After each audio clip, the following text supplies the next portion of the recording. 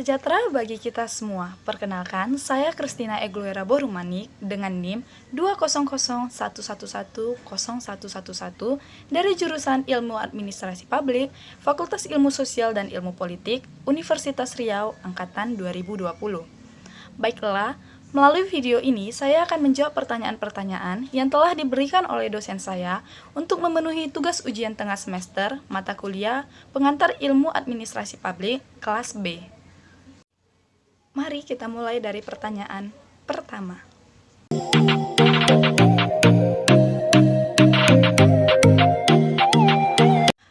Mengapa kita perlu mempelajari ilmu administrasi publik? Nah, sebelum saya menjelaskan mengapa kita perlu mempelajari ilmu administrasi publik, terlebih dahulu saya akan menjelaskan apa itu pengertian ilmu administrasi publik itu sendiri. Menurut referensi dari buku, internet, maupun pembelajaran dari kampus FISIP Universitas Riau yang telah saya dapat saya simpulkan bahwa ilmu administrasi publik adalah ilmu yang mempelajari tentang seluk-beluk sistem pemerintahan dan proses-prosesnya tentang pelayanan kepada masyarakat. Nah, tujuan utama dari adanya ilmu administrasi publik ini ialah untuk membantu pemerintah atau negara dalam menjalankan tugas penyelenggaraan negara yang erat kaitannya dengan proses administrasi. Dengan kata lain, para administrator itu bekerja untuk mengabdikan dirinya dalam memberikan pelayanan yang terbaik kepada masyarakat. Lalu, apa yang dapat kita peroleh dengan belajar administrasi publik di kampus? Banyak sekali loh manfaat yang dapat kita peroleh dengan belajar ilmu administrasi publik. Di antaranya yaitu, kita bisa tahu bagaimana cara pelayanan publik itu dibuat dan dijalankan.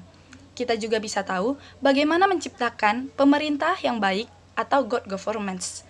Dan yang paling penting dari belajar ilmu administrasi publik ini ialah untuk menciptakan atau menyiapkan administrator yang profesional dan berintegritas untuk melayani masyarakat dengan baik. Peran administrator sangat penting bagi kelancaran penyelenggaraan negara, karena apabila administratornya profesional, jujur, dan bersih, maka bukan tidak mungkin negara kita akan menjadi negara yang maju karena tidak akan ada lagi korupsi.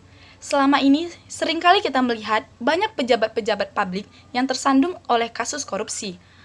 Korupsi inilah yang menyebabkan negara kita tertinggal dengan negara-negara tetangga seperti Malaysia dan Singapura.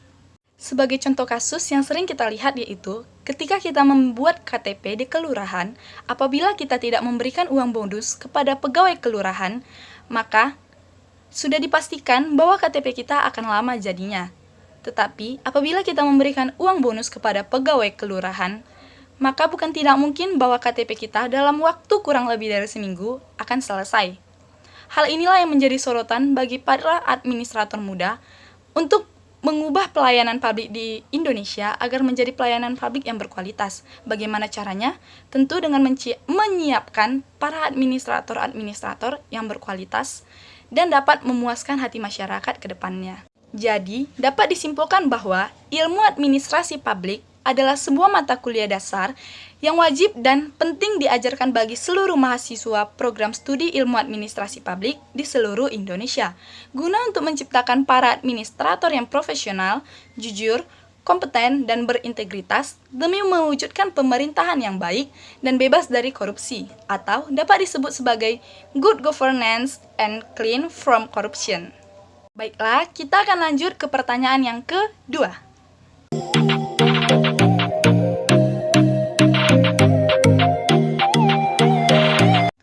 Baiklah, saya akan menjelaskan tahap-tahap perkembangan ilmu administrasi publik. Berdasarkan perjalanan sejarah, perkembangan ilmu administrasi publik dapat kita peroleh dari model ilmu administrasi publik sebagai berikut. Baiklah, yang pertama yaitu Mesir kuno. Menurut sejarah negara Mesir, dikatakan oleh Max Weber bahwa negara Mesir adalah negara yang paling tua yang memiliki administrasi birokrasi modern. Walaupun di kala itu terjadi masalah pengairan, pemanfaatan aliran sungai Nil dalam rangka untuk meningkatkan kesejahteraan masyarakat di bidang pertanian yang bertumpu pada sistem ekonomi swasembada. Pada Mesir kuno, organisasi dan ekonomi yang tegas benar-benar khas jika dibandingkan dengan bangsa beradab lainnya.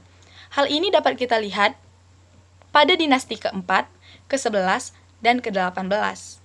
Yang kedua yaitu Cina kuno. Dalam prakteknya, administrasi publik di negara Cina sangat dipengaruhi dan diberi semangat oleh doktrin Konfusius. Salah satu di antaranya menyatakan bahwa perlunya penyelenggaraan rumah tangga pemerintahan yang baik, serta perlunya melakukan seleksi pegawai pemerintahan yang cakap dan jujur. Adapun yang paling menonjol pada masa Cina kuno yaitu keberhasilannya dalam menciptakan sistem administrasi kepegawaian yang baik, sehingga banyak sekali prinsip-prinsip kepegawaian pada administrasi modern yang meminjam prinsip-prinsip dari administrasi kepegawaian Cina kuno, salah satunya yaitu merit system. Yang ketiga yaitu Yunani kuno. Di Yunani, administrasi publik mengalami perkembangan yang begitu pesat. Hal ini dapat kita lihat melalui bukti-bukti historis yang menunjukkan bahwa banyak sarjana-sarjana atau pemimpin Yunani seperti Aristoteles yang sangat antusias menerangkan serta mempergunakan bentuk pemerintahan yang didukung oleh rakyat serta konsepsi negara demokrasi. Yang keempat yaitu Romawi kuno. Di Romawi, administrasi publik dipandang lebih realistis serta lebih mempunyai warna metodologis. Salah seorang tokoh yang terkenal yaitu Marcus Tullius Cicero. Hal yang menarik dari Cicero adalah seperti yang telah dituangkan dalam The Offices, yakni mereka yang telah dianugerahi kemampuan untuk mengadministrasikan urusan-urusan publik seharusnya menepikan rasa kebencian dan sebagai gantinya senantiasa memberikan pelayanan dalam kegiatan pemerintahan. Yang kelima yaitu abad pertengahan.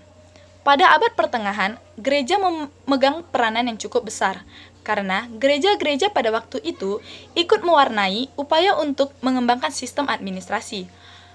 Menurut Calvin, gereja perlu memiliki kepemimpinan yang kuat dan berdaya guna. Calvin menyodorkan pemikiran mengenai bangun administrasi di mana pengesahan kebijaksanaan diserahkan kepada pemimpin, sedangkan pengesahan atau penolakan dilakukan kepada pemeluknya. Yang keenam yaitu Prusia Austria. Pada masa itu lebih memusatkan perhatiannya pada kekuatan fisik negara, tetapi di samping itu juga memberikan perhatian yang cukup besar di bidang ekonomi serta mengadakan pembaharuan mengenai masalah perpajakan, di mana semua itu tiada lain ditujukan dalam memberikan pelayanan publik. Yang ketujuh yaitu negara Indonesia. Sebelum tahun 1945, pada saat negara Indonesia masih dijajah oleh bangsa lain, maka administrasi yang ada di negara adalah administrasi negara oleh negara penjajah itu sendiri. Bangsa Indonesia sama sekali tidak diberi kesempatan untuk melaksanakan praktek ilmu administrasi negara, sehingga bangsa Indonesia sangat minim atau tidak memiliki pengalaman di bidang ilmu administrasi negara ataupun publik. Baru setelah negara Indonesia bebas dari penjajahan atau setelah negara Indonesia merdeka, saat itulah administrasi negara ataupun administrasi publik dipegang oleh bangsa Indonesia itu sendiri. Baiklah, kita akan lanjut ke pertanyaan yang ketiga.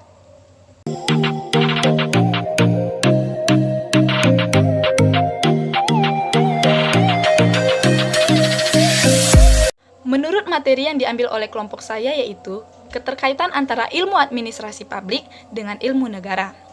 Kaitannya yaitu ilmu negara merupakan dasar dalam mempelajari ilmu administrasi publik.